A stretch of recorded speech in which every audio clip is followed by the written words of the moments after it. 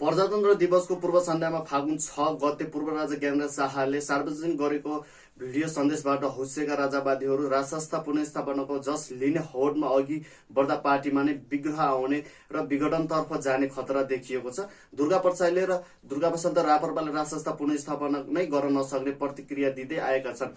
समितिमा रहेका व्यक्तिहरूको पृष्ठभूमि फरक फरक छन्।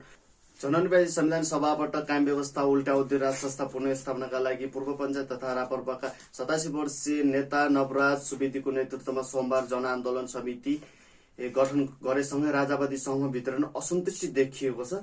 राजधानीको भजन गृहमा भएको राजावादीको भेलाबाट सुवेदीको संयोजकतामा रापरपाका अध्यक्ष राजेन्द्र लिङ्गदेन, रापरपा नेपालका अध्यक्ष कमल थापा, रापरपाका वरिष्ठ उपाध्यक्ष रविन्द्र मिश्र, नेताहरू पशुपति शमशेर राणा, डाक्टर प्रकाश चन्द्र लोहनी, मेडिकल व्यवसायी दुर्गा परसाई, पूर्व मन्त्री केशव बहादुर विष्ट, हरिबहादुर बस्नेत, अस्मिता भण्डारी, रमा सिंह र सदस्य रहेको जनआन्दोलन समिति गठन भएको सार्वजनिक गरियो। समितिमा मिश्र सदस्य सचिव छन् राजेन्द्र लिङ्गदेन, रविन्द्र मिश्र, दुर्गा परसाई, अस्मिता भण्डारी र रमा सिंह बाहेक सबै पञ्चायती व्यवस्थामा नै पटक पटक मन्त्री भएका व्यक्ति समितिमा समेटिएका छन्। यस्तै निर्देशक समितिमा अन्तर्गत गठन हुने आन्दोलन परिचालन समितिको संयोजकमा रापरपाका महामन्त्री थौल शमशेर राणा छन्।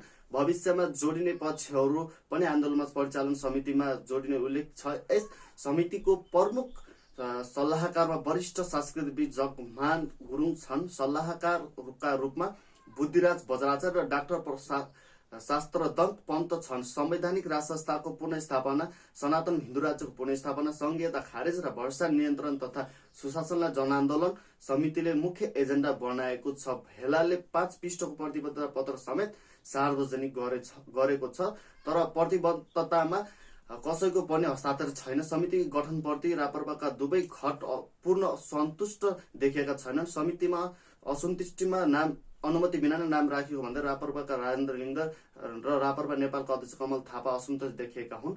आफूलाई जानकारी नदिई समितिमा राखिएको